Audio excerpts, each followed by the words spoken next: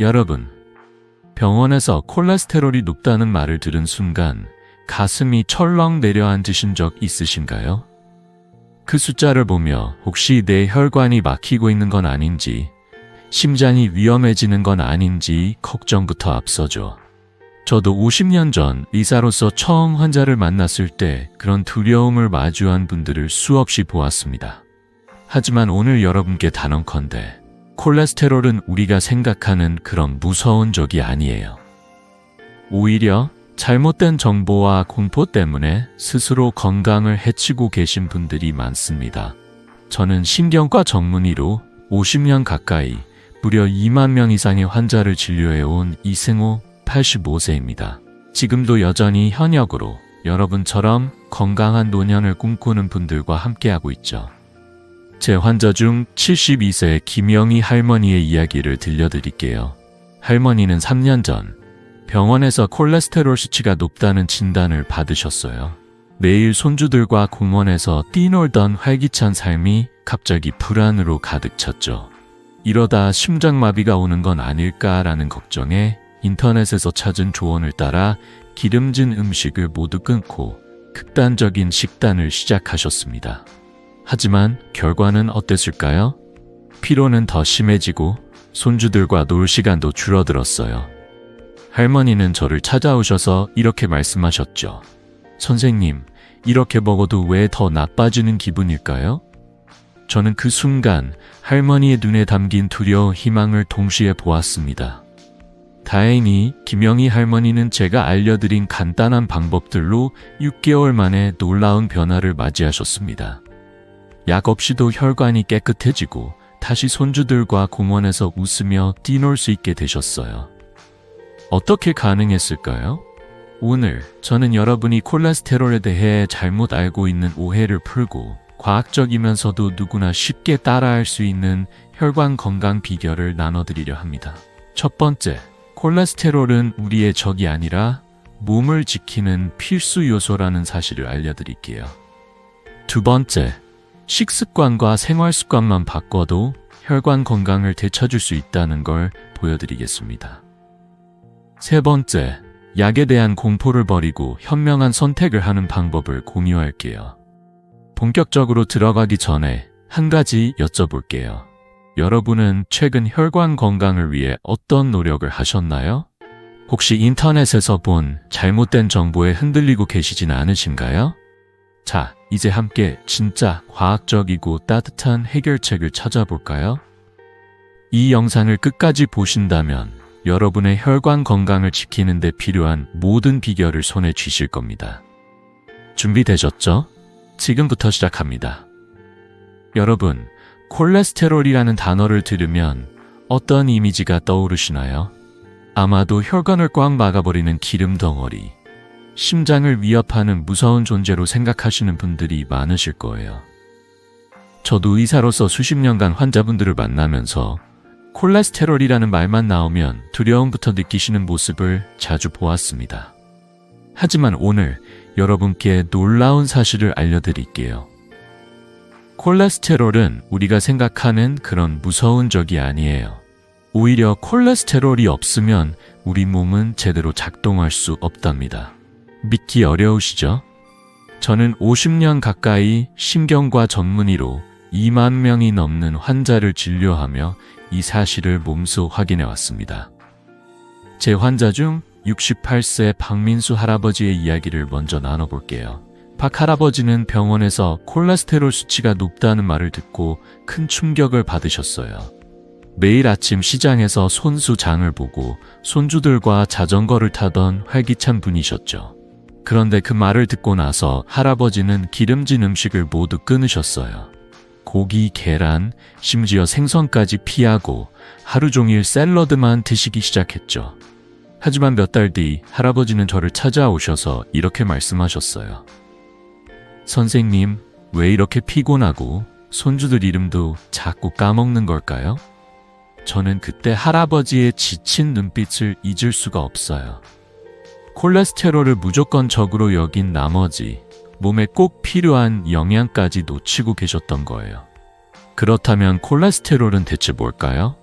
콜레스테롤은 우리 몸에서 세포막을 만들고 호르몬을 생성하며 뇌 건강을 지키는 필수적인 성분이에요. 예를 들어 뇌의 신경세포가 제대로 작동하려면 콜레스테롤이 꼭 필요하죠.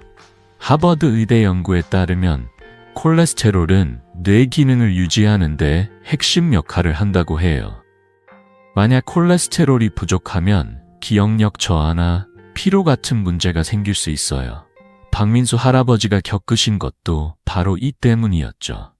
그러니 콜레스테롤을 무조건 나쁘다고 몰아세울 게 아니라 그 역할을 제대로 이해하는 게 중요합니다. 그럼 콜레스테롤은 우리 몸에서 어떻게 움직일까요? 콜레스테롤은 혈액 속에서 혼자 떠다닐 수 없어요. 그래서 LDL과 HDL이라는 운반차가 필요하죠. 비유하자면 LDL은 콜레스테롤을 세포로 배달하는 택배차예요. 반면 HDL은 남은 콜레스테롤을 간으로 되돌려 보내는 청소차 같은 역할을 합니다. 많은 분들이 LDL은 무조건 나쁘고 HDL은 무조건 좋다고 생각하시지만 사실은 둘 다 우리 몸에 꼭 필요한 팀원들이에요. 중요한 건 이 두 운반차가 균형을 이루며 잘 작동하는지예요. 서울대병원 연구에서도 LDL과 HDL의 균형이 혈관 건강의 핵심이라고 밝혔습니다. 만약 LDL이 너무 많아지면 혈관에 쌓일 수 있지만 그렇다고 LDL을 완전히 없애려 하면 몸이 필요한 영양을 못 받게 되죠. 제 또 다른 환자, 65세 이정희 할머니의 사례를 들어볼게요. 이 할머니는 콜레스테롤 수치가 높다는 말을 듣고 인터넷에서 찾은 극단적인 다이어트를 시작하셨어요. 기름진 음식은 물론 건강한 지방까지 피하시면서 하루 종일 귀리와 채소만 드셨죠. 하지만 3개월 뒤 할머니는 더 피곤해지셨고 심지어 무릎 통증까지 심해지셨어요. 저는 할머니께 이렇게 말씀드렸어요. 할머니, 콜레스테롤은 적이 아니라 우리 몸의 소중한 친구예요. 문제는 균형이에요. 그래서 저는 할머니께 건강한 지방, 예를 들어 고등어나 아몬드를 적당히 드시라고 권했어요. 6개월 뒤 할머니의 LDL 수치는 안정됐고 무릎 통증도 줄어들었어요. 무엇보다 다시 손주들과 함께 시장을 다니며 웃으시는 모습이 돌아오셨죠. 이 이야기를 통해 여러분께 드리고 싶은 메시지는 간단해요. 콜레스테롤을 두려워하지 마세요. 콜레스테롤은 우리 몸을 지탱하는 중요한 요소예요. 문제는 LDL과 HDL의 균형, 그리고 그 균형을 깨트리는 잘못된 생활 습관이에요. 하버드 의대 연구에서도 강조하듯 단순히 LDL 수치가 높다고 해서 건강을 해치는 게 아니라 전체적인 균형이 무너졌을 때 문제가 생기는 거예요. 여러분 혹시 콜레스테롤 때문에 너무 걱정하고 계시진 않나요? 오늘 이 영상을 통해 그 걱정을 덜어내고 진짜 중요한 점을 함께 배워볼게요. 자, 이제 콜레스테롤이 어디서 오는지, 그리고 우리가 흔히 빠지는 식습관의 함정을 알아볼까요? 다음 파트에서 여러분이 몰랐던 놀라운 사실을 하나씩 풀어볼게요. 여러분의 식탁에서 어떤 음식이 콜레스테롤을 높이고 있을지 지금부터 함께 확인해 봅시다. 여러분, 혹시 콜레스테롤이 어디서 오는지 생각해 보신 적 있으신가요? 병원에서 콜레스테롤 수치가 높다는 말을 들으면 많은 분들이 제일 먼저 고기나 기름진 음식을 떠올리시죠. 저도 50년간 신경과 전문의로 일하면서 환자분들이 고기를 끊어야 하나요? 라고 물으시는 모습을 수없이 보았습니다.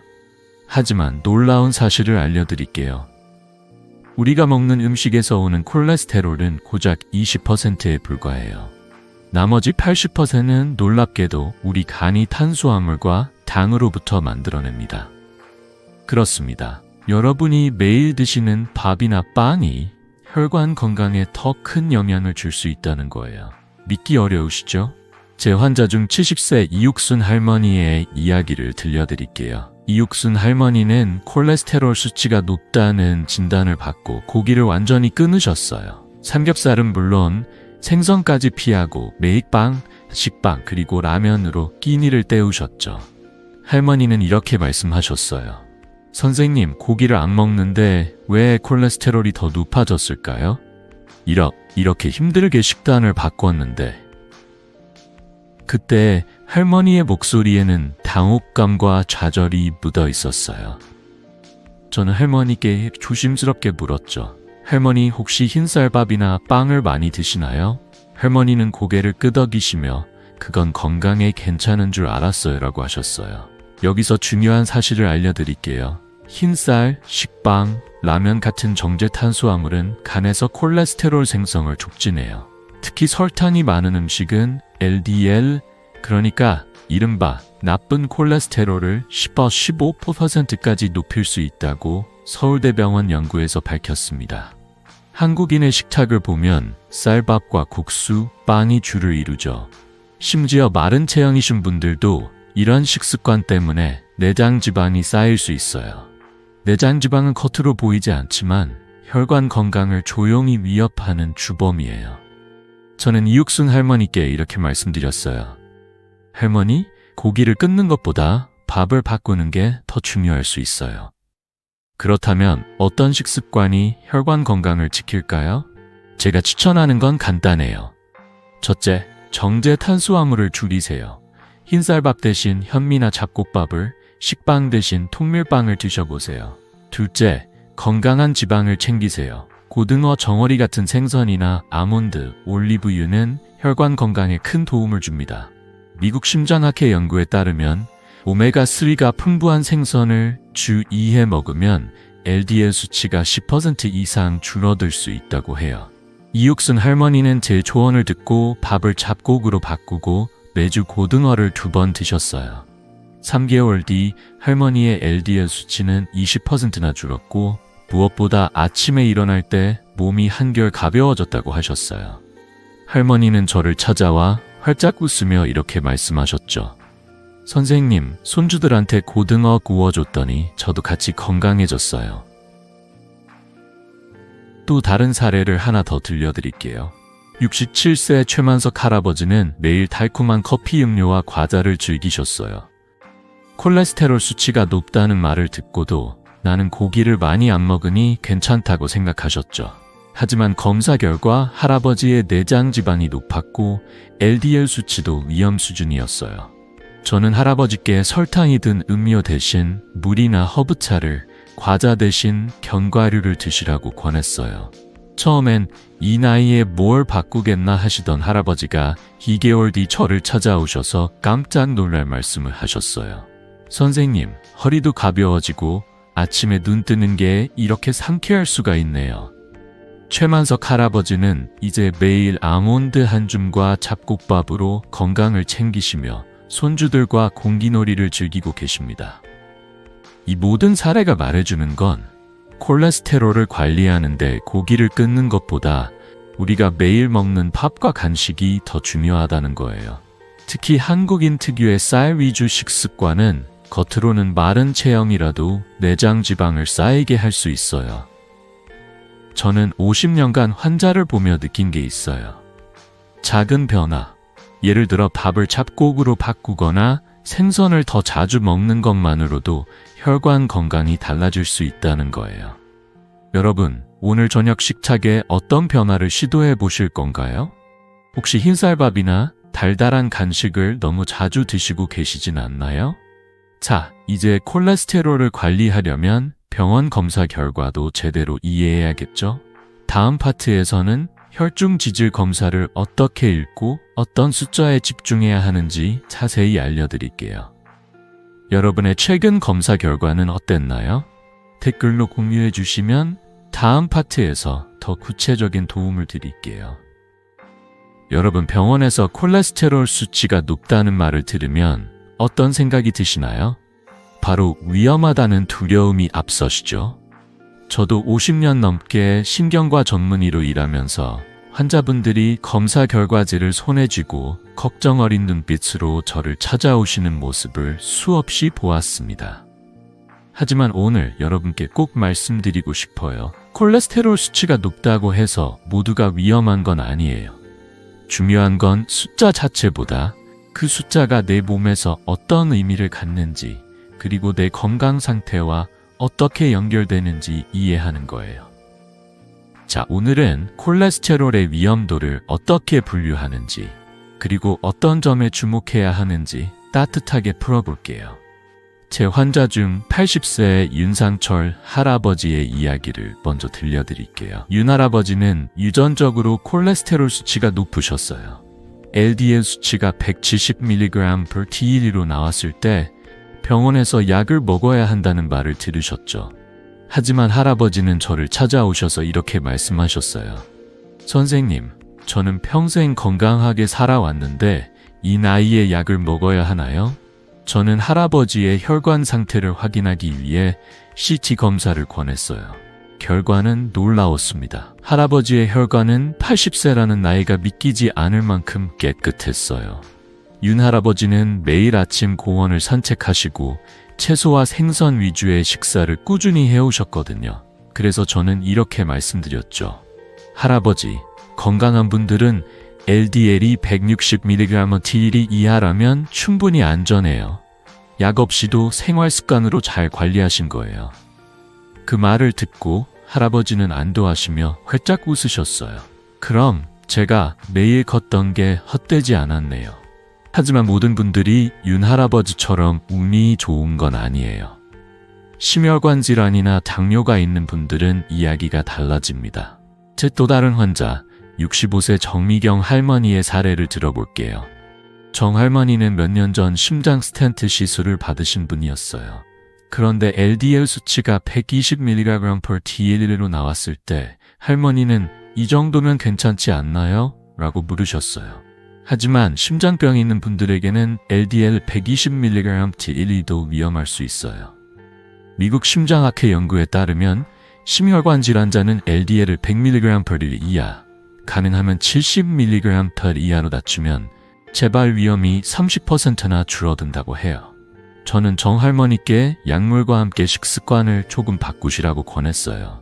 6개월 뒤 할머니의 LDL은 80mg/dl로 떨어졌고 무엇보다 손주들과 함께 시장에 다니며 장을 볼 때 숨이 차지 않으셨다고 하셨어요. 할머니는 저를 보며 이렇게 말씀하셨어요. 선생님, 이젠 손주들 손잡고 걸어도 힘이 나요. 이 두 사례에서 알 수 있듯 콜레스테롤의 위험도는 사람마다 달라요. 건강한 분들은 LDL 160mg/dl 이하를 유지하면 충분하지만 심혈관 질환이나 당뇨가 있다면 70mg/dl 이하를 목표로 해야 해요. 중요한 건 혈관 손상 여부예요. 콜레스테롤 수치가 높아도 혈관이 깨끗하다면 큰 걱정을 안 하셔도 되지만 혈관에 이미 손상이 있다면 적극적인 관리가 필요하죠. 저는 환자분들께 종종 CT나 초음파로 혈관 상태를 확인해 보시라고 권해요. 서울대병원 연구에서도 혈관 손상 여부를 확인하는 게 콜레스테롤 관리의 첫걸음이라고 나와 있죠. 또 한 가지, 가족력을 살펴보는 것도 중요해요.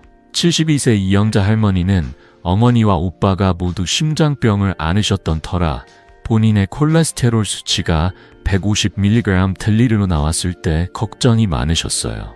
저는 할머니께 가족력이 있다면 더 꼼꼼히 관리해야 한다고 말씀드렸죠. 그래서 매일 30분 걷기와 잡곡밥 위주의 식사를 권했어요. 3개월 뒤 할머니의 LDL은 90mg/dl로 낮아졌고 무엇보다 마음의 짐이 덜어지셨다고 하셨어요. 선생님, 이젠 병원 가는 게 무섭지 않아요 라며 웃으시는 모습이 아직도 기억에 남아요. 여러분, 혹시 가족 중에 콜레스테롤이 높으신 분 계신가요? 아니면 본인의 혈관 건강이 어떤지 확인해 보신 적 있으신가요? 검사 결과가 두렵게 느껴지신다면 걱정하지 마세요. 숫자는 우리 몸의 신호일 뿐, 그 신호를 잘 읽고 관리하면 충분히 건강을 지킬 수 있답니다. 자, 이제 다음 파트로 넘어가서 LDL 목표 수치를 구체적으로 어떻게 설정해야 하는지, 그리고 내 몸에 맞는 관리법은 무엇인지 더 깊이 알아볼까요? 여러분의 혈관 건강을 위한 다음 단서를 함께 찾아봅시다. 댓글로 여러분의 최근 검사 경험을 공유해주세요. 여러분, 혈중 지질 검사 결과지를 보시면서 내 LDL 목표는 도대체 얼마여야 하는 걸까? 라는 고민 한 번쯤 해보셨죠?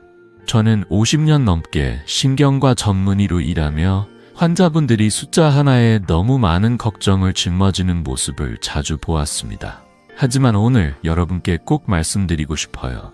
LDL 목표는 사람마다 다르고 내 몸 상태에 맞는 목표를 아는 게 중요해요. 건강한 분이라면 160mg THC 이하로 유지하면 충분하지만 심혈관 질환이나 당뇨가 있다면 70mg THC 이하를 목표로 해야 해요. 이 숫자들이 어렵게 들리신다면 걱정하지 마세요. 제가 따뜻하게 하나씩 풀어볼게요. 그리고 간단한 생활 습관 변화로도 이 목표에 다가갈 수 있다는 걸 보여드릴게요. 제 환자 중 77세 김상호 할아버지의 이야기를 들려드릴게요. 김 할아버지는 당뇨를 10년 넘게 관리해 오신 분이었어요. 어느 날 병원에서 LDL 수치가 130mg/dl로 나왔다는 말을 듣고 할아버지는 걱정이 많으셨어요. 선생님, 당뇨 때문에 이미 약을 먹고 있는데 콜레스테롤까지 높으면 큰일 아닌가요? 라며 한숨을 쉬셨죠. 저는 할아버지께 이렇게 말씀드렸어요. 할아버지, 당뇨가 있으시니 LDL을 70mg 이하로 유지하는 게 이상적이지만 100mg 총/dl 이하로 관리해도 큰 도움이 돼요. 약과 생활 습관을 함께 바꿔봅시다. 할아버지는 매일 아침 동네 공원을 30분씩 걸으시고 점심에는 현미밥과 고등어를 드시기 시작하셨어요. 6개월 뒤 놀라운 변화가 일어났어요. LDL 수치가 90mg/dl로 떨어졌고 혈당도 훨씬 안정됐어요. 할아버지는 저를 찾아와 활짝 웃으며 이렇게 말씀하셨어요. 선생님, 이젠 손주들과 공기놀이를 해도 숨이 차지 않아요. 김상호 할아버지의 사례에서 알 수 있듯 LDL 목표는 내 건강 상태에 따라 달라져요. 건강한 분이라면 LDL 160mg/dl 이하를 유지하면 충분해요. 하지만 심혈관 질환이나 당뇨가 있다면 100mg/dl 이하, 가능하면 70mg/dl 이하로 관리하는 게 중요하죠. 미국 심장학회 연구에 따르면 심혈관 질환자는 LDL을 70mg/dl 이하로 낮추면 심장비나 뇌졸중 재발 위험이 30% 이상 줄어든다고 해요. 이 숫자를 듣고 부담스러우시다면 너무 걱정하지 마세요. 약물과 생활 습관을 함께 관리하면 충분히 도달할 수 있는 목표예요. 또 다른 환자, 70세 박영애 할머니의 이야기를 들어볼게요. 박 할머니는 심장 스텐트 시술을 받은 후 LDL 수치가 110mg/dl로 나왔어요. 할머니는 약을 먹고 있었지만 인터넷에서 약을 오래 먹으면 간이 망가진다는 글을 보고 약을 끊으려고 하셨죠. 저는 할머니께 단호히 말씀드렸어요. 할머니, 의사 처방 없이 약을 끊는 건 정말 위험해요. 대신 생활 습관을 조금 바꿔볼까요? 저는 할머니께 매일 20분 걷기와 잡곡 위주 식사를 권했어요. 그리고 정기적으로 혈중 지질 검사를 받으시라고 당부드렸죠. 3개월 뒤 할머니의 LDL은 80mg/dl로 낮아졌고 무엇보다 계단을 오를 때 다리가 가벼워졌다고 하셨어요. 할머니는 저를 보며 이렇게 말씀하셨어요. 선생님, 약도 먹고 걷기도 하니까 마음이 훨씬 편해졌어요. 손주들 결혼식도 걱정 없이 갈 수 있을 것 같아요. 제가 2만 명 넘는 환자를 진료하며 느낀 건 LDL 목표를 달성하는데 거창한 변화는 필요 없다는 거예요. 매일 30분 걷기, 흰쌀밥 대신 잡곡밥, 그리고 고등어나 정어리 같은 생선을 주 2, 3회 드시는 것만으로도 큰 차이를 만들 수 있어요. 그리고 중요한 건 약을 먹고 계신 분들은 절대 혼자서 약을 끊지 마셔야 해요. 약물과 생활 습관은 한 팀처럼 함께 움직여야 효과를 볼 수 있죠. 서울대병원 연구에서도 약물과 생활 습관을 병행한 환자들이 LDL 목표를 더 잘 달성했다고 나와 있어요. 여러분 혹시 최근 LDL 수치를 확인해 보셨나요? 내 목표는 160mg인지 70mg/dl인지 궁금하시죠? 아니면 약을 먹고 계신 분들 중 이 약 정말 계속 먹어야 하나? 라는 생각을 하신 적 있으신가요? 댓글로 여러분의 이야기를 공유해 주세요. 저희가 함께 고민해 볼게요. 자, 이제 다음 파트로 넘어가서 콜레스테롤이 뇌졸중과 어떤 관계가 있는지, 그리고 우리가 흔히 오해하는 부분은 무엇인지 자세히 알아볼까요? 혈관 건강을 지키는 또 한 걸음, 지금 함께 내디뎌 봅시다. 여러분, 콜레스테롤이 높으면 뇌졸중이 온다는 말을 들어보신 적 있으신가요? 이 말만 들으면 콜레스테롤이 정말 무서운 존재처럼 느껴지죠. 저는 50년 넘게 신경과 전문의로 일하면서 환자분들이 뇌졸중에 대한 두려움 때문에 밤을 못 이루는 모습을 많이 보았습니다. 하지만 오늘 여러분께 중요한 사실을 알려드릴게요. 콜레스테롤과 뇌졸중의 관계는 우리가 생각하는 것만큼 단순하지 않아요. 특히 많은 분들이 콜레스테롤이 출혈성 뇌졸중을 일으킨다고 오해하시지만 사실은 다릅니다. 자, 오늘은 콜레스테롤이 뇌졸중, 특히 허혈성 뇌졸중과 어떤 관련이 있는지 따뜻하게 풀어볼게요. 그리고 이 두려움을 줄이는 간단한 방법도 함께 나눠드릴게요. 제 환자 중 73세 이현숙 할머니의 이야기를 먼저 들려드릴게요. 이현숙 할머니는 몇 년 전 갑작스럽게 뇌경색, 즉 허혈성 뇌졸중을 겪으셨어요. 그때 검사 결과 할머니의 LDL 수치가 180mg/D로 높게 나왔죠. 할머니는 저를 찾아오셔서 떨리는 목소리로 이렇게 말씀하셨어요. 선생님, 다시 이런 일이 생기면 어쩌죠? 손주들 결혼식도 못 보고. 그 말에 저도 가슴이 아팠어요. 뇌졸중은 정말 무서운 병이지만 다행히도 올바른 관리로 충분히 예방할 수 있답니다. 이현숙 할머니는 약물 치료와 함께 식습관을 바꾸셨어요. 흰쌀밥을 잡곡으로 바꾸고 매주 고등어와 정어리를 드시기 시작했죠.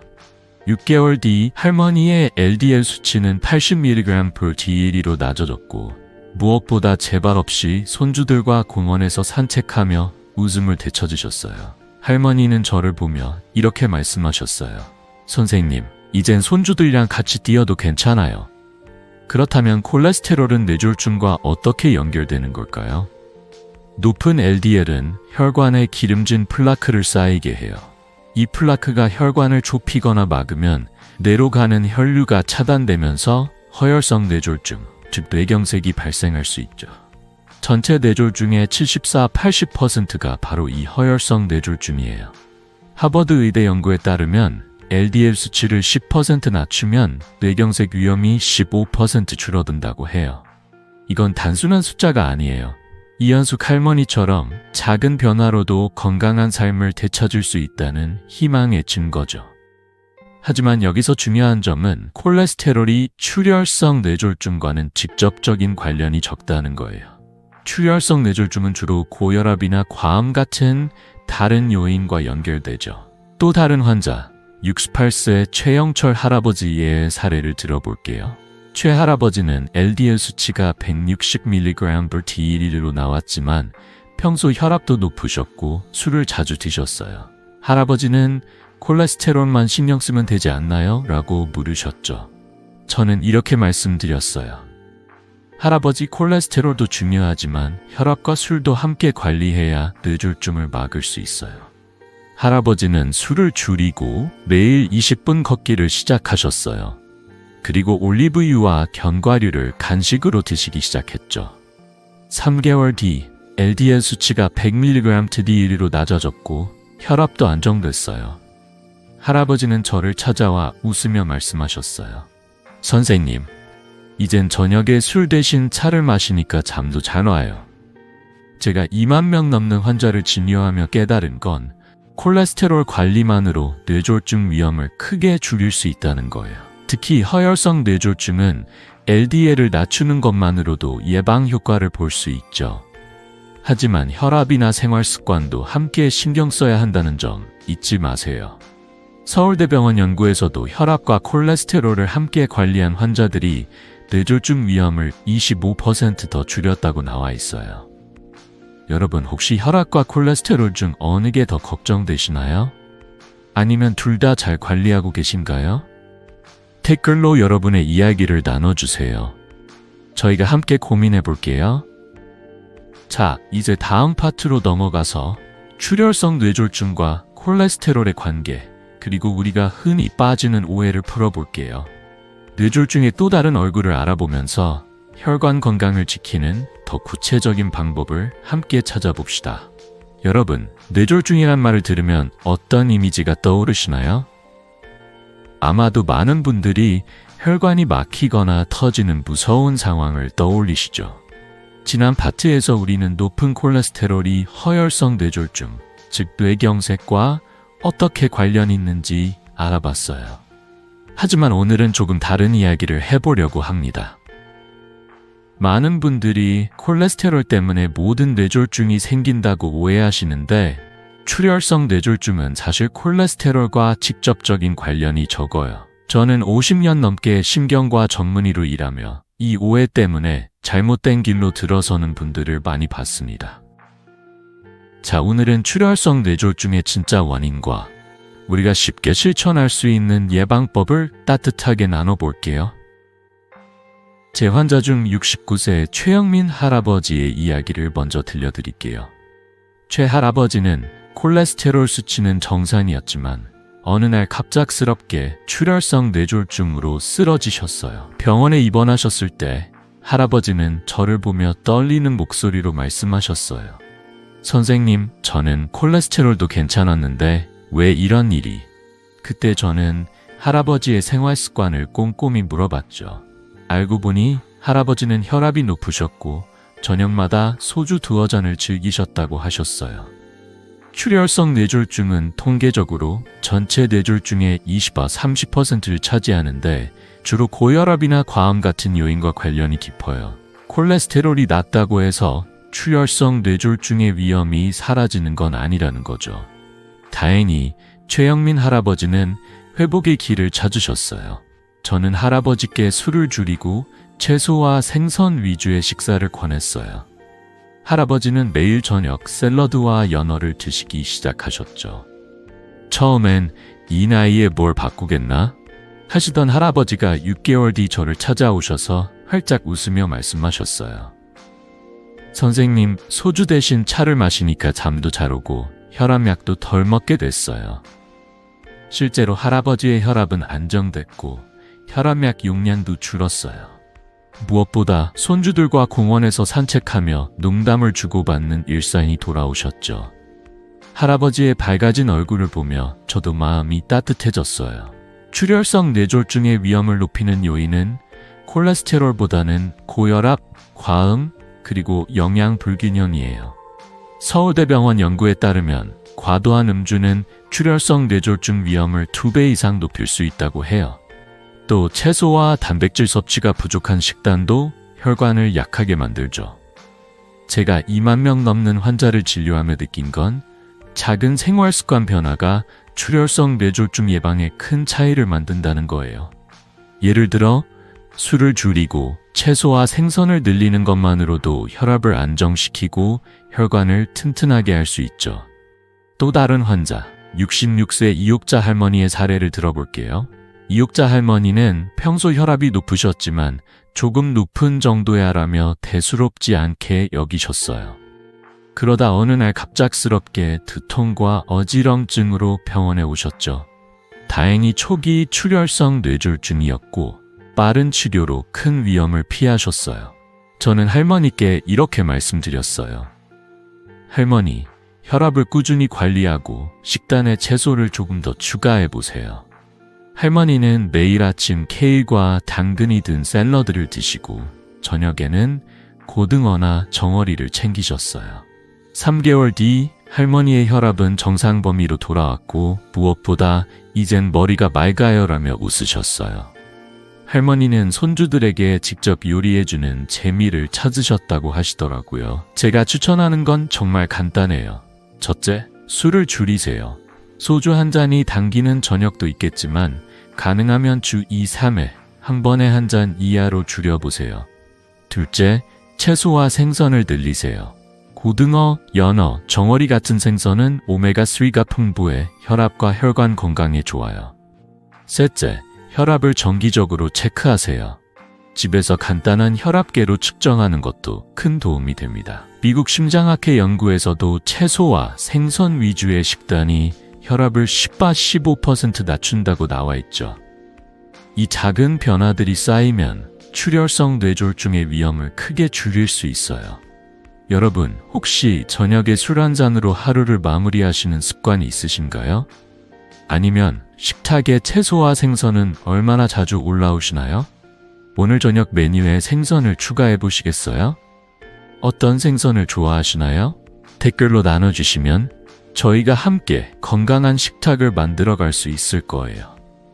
자, 이제 다음 파트로 넘어가서 콜레스테롤 약인 스타틴과 그에 얽힌 오해들을 풀어볼게요. 약에 대한 두려움을 덜고 현명한 선택을 하는 방법을 함께 알아봅시다. 여러분, 스타틴이라는 약 들어보신 적 있으신가요? 이 약은 콜레스테롤 관리에서 정말 획기적인 역할을 하는 약이에요. 하지만 한국 유튜브나 인터넷에서 떠도는 스타틴 공포 때문에 많은 분들이 혼란스러워 하시죠. 스타틴을 먹으면 간이 망가진다거나 근육통이 생긴다는 이야기에 겁을 먹고 약을 끊으시는 분들도 계세요. 저는 50년 넘게 신경과 전문의로 2만 명이 넘는 환자를 진료하며 스타틴이 얼마나 많은 분들의 혈관 건강을 지켰는지 직접 보았습니다. 오늘은 스타틴에 대한 오해를 풀고 이 약이 왜 우리의 든든한 친구가 될 수 있는지 따뜻하게 이야기해 볼게요. 제 환자 중 71세 오정희 할머니의 사례부터 나눠드릴게요. 오정희 할머니는 심장병 때문에 스타틴을 처방받으셨어요. LDL 수치가 높아 뇌경색 위험이 있었기 때문이죠. 그런데 어느 날 유튜브 영상에서 스타틴은 위험하다는 말을 듣고 겁이 나신 할머니는 혼자 약을 끊으셨어요. 몇 달 뒤 할머니는 갑작스러운 어지럼증과 손발저림으로 병원에 실려 오셨습니다. 검사 결과 뇌경색이 시작되고 있었어요. 그때 할머니는 저를 보며 울먹이며 말씀하셨어요. 선생님, 제가 잘못했어요. 그 영상만 안 봤어도. 저는 할머니의 손을 잡고 이렇게 말씀드렸죠. 할머니, 이제라도 다시 시작하면 괜찮아요. 스타틴은 위험한 약이 아니라 혈관을 지키는 든든한 동반자예요. 다행히 할머니는 재활치료와 함께 스타틴을 다시 시작하셨고 6개월 뒤 LDL 수치가 80mg/D로 낮아졌어요. 이제 할머니는 손주들과 함께 시장에서 장을 보며 활짝 웃으신답니다. 스타틴은 1970년대 일본에서 개발된 약으로 LDL을 최대 50%까지 낮추고 뇌경색 위험을 30-40% 줄이는 놀라운 효과가 있어요. 수천 건의 국제 연구가 스타틴의 안전성과 효과를 입증했죠. 사실 스타틴의 부작용은 고혈압약이나 당뇨약보다도 낮은 수준이에요. 미국 심장학회 연구에 따르면 스타틴을 복용한 환자 중 심각한 부작용을 겪는 경우는 1% 미만이라고 해요. 저는 50년간 환자를 보며 스타틴 덕분에 건강한 삶을 되찾은 분들을 수없이 만났어요. 하지만 인터넷에 떠도는 근거 없는 공포 때문에 약을 끊고 위험에 빠지는 분들도 적지 않죠. 또 다른 환자, 74세 박민철 할아버지의 이야기를 들어볼게요. 박 할아버지는 심장 스텐트 시술 후 스타틴을 복용 중이셨는데 친구가 스타틴은 간을 망가뜨린다고 하자 불안해하셨어요. 할아버지는 저를 찾아오셔서 선생님, 이 약 정말 먹어도 괜찮을까요? 라고 물으셨죠. 저는 이렇게 말씀드렸어요. 할아버지, 스타틴은 간 기능을 정기적으로 체크하면 안전하게 먹을 수 있어요. 약을 끊으면 혈관이 다시 위험해질 수 있답니다.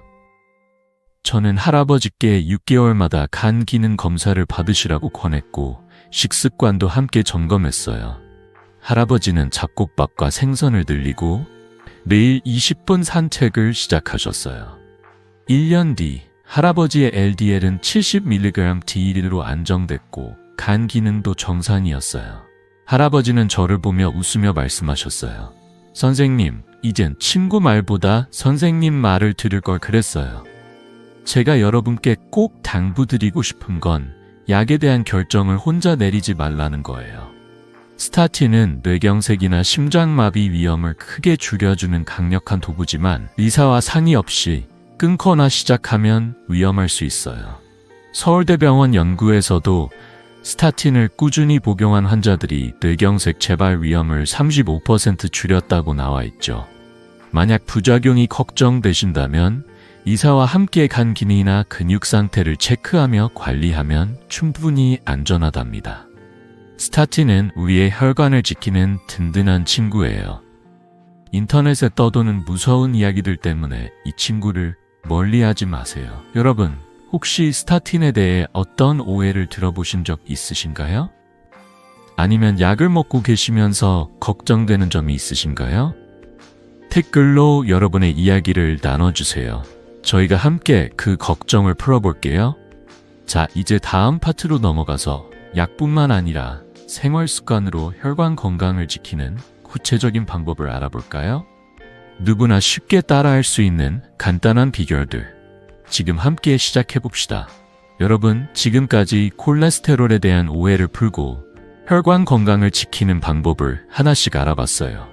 하지만 진짜 중요한 건 이 모든 지식을 내 삶에 어떻게 적용하느냐예요. 약이 큰 도움을 줄 수 있지만 혈관 건강은 약만으로 지킬 수 없어요. 저는 50년 넘게 신경과 전문의로 일하며 생활 습관의 작은 변화가 혈관 건강에 얼마나 큰 차이를 만드는지 수없이 확인했어요. 오늘은 누구나 쉽게 따라할 수 있는 생활 습관 비결을 나눠드릴게요. 이 방법들은 거창하지 않아요. 여러분의 일상에서 5분, 10분만 투자하면 혈관이 깨끗해지고 몸이 가벼워지는 걸 느낄 수 있을 거예요. 자, 함께 시작해볼까요? 제 환자 중 66세 한미영 할머니의 이야기를 먼저 들려드릴게요. 한미영 할머니는 LDL 수치가 170mg/dl로 높게 나와 걱정이 많으셨어요. 매일 손주들과 공원에서 놀고 싶었지만 계단만 올라도 숨이 차고 다리가 무거웠죠. 할머니는 저를 찾아오셔서 이렇게 말씀하셨어요. 선생님, 약을 먹어야 하나요? 이렇게 피곤한데 손주들과 놀 시간도 없어요. 저는 할머니께 약도 중요하지만 생활 습관부터 바꿔보자고 제안했어요. 할머니는 흰쌀밥 대신 잡곡밥을, 간식으로 과자 대신 아몬드를 드시기 시작했어요. 그리고 매일 아침 동네 공원을 20분씩 걸으셨어요. 3개월 뒤 놀라운 변화가 일어났어요. 할머니의 LDL 수치는 90mg/dl로 낮아졌고 계단을 오를 때 숨이 차지 않으셨죠. 할머니는 저를 보며 활짝 웃으며 말씀하셨어요. 선생님, 이젠 손주들이랑 뛰어도 지치지 않아요. 제가 한미영 할머니께 드린 조언은 정말 간단했어요. 그리고 여러분도 충분히 따라 하실 수 있답니다. 첫째, 정제 탄수화물과 설탕을 줄이세요. 흰쌀밥, 식빵, 라면, 달달한 커피 음료는 간에서 LDL을 늘리는 주범이에요. 서울대병원 연구에 따르면 설탕 섭취를 줄이면 LDL이 10-15% 낮아질 수 있다고 해요. 대신 잡곡밥이나 통밀빵을 드셔보세요.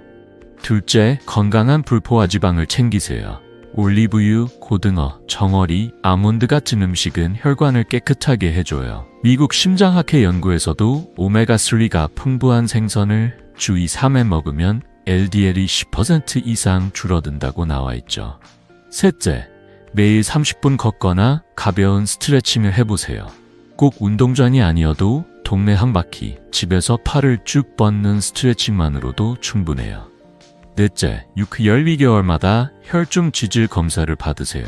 내 몸의 변화를 꾸준히 확인하는 게 중요하죠. 또 다른 환자, 70세 이종수 할아버지의 사례를 들어볼게요. 이종수 할아버지는 심장병 때문에 스타틴을 먹고 계셨어요.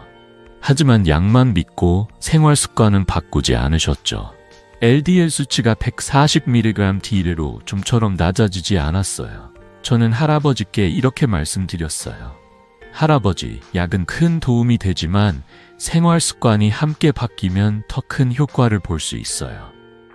할아버지는 매일 저녁 올리브유로 만든 샐러드를 드시고 아침마다 30분 산책을 시작하셨어요. 6개월 뒤 LDL 수치가 85mg/dl로 떨어졌고 혈압까지 안정됐어요. 할아버지는 저를 찾아와 웃으며 말씀하셨어요. 선생님, 이젠 아침 산책이 하루의 기쁨이에요. 손주들이랑 자전거도 탈 수 있게 됐어요.